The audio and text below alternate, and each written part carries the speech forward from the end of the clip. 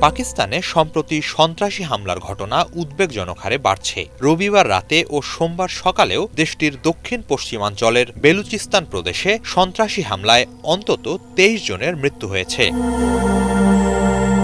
এ ধরনের হামলার তীব্র নিন্দা জানিয়েছে চীন। প্রতিবেশী দেশটিতে এ ধরনের হামলায় উদ্বেগ প্রকাশ করে চীনের পররাষ্ট্র মন্ত্রণালয় জানিয়েছে, তারা সবসময় পাকিস্তান সরকারের সন্ত্রাস নির্মূল অভিযান সমর্থন করে এবং এ ব্যাপারে ইসলামাবাদের পাশে থাকবে।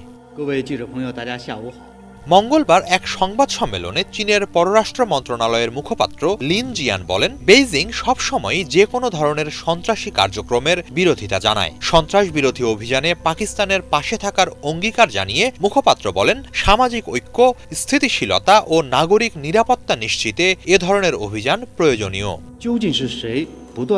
একই সূত্র ধরে মুখপাত্র আরও বলেন, কেবল অভ্যন্তরীণ সন্ত্রাসবাদ নয়, আঞ্চলিক স্থিতিশীলতা ও সুরক্ষা নিশ্চিতেও পাকিস্তানের সাথে সমন্বয় জোরদার করতে চায় বেইজিং।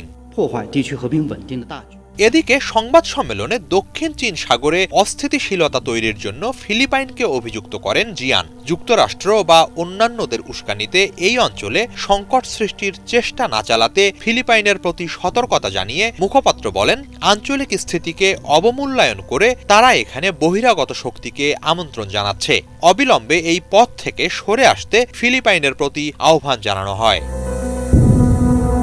হিজল জোবায়ের, বাংলা ভিশন।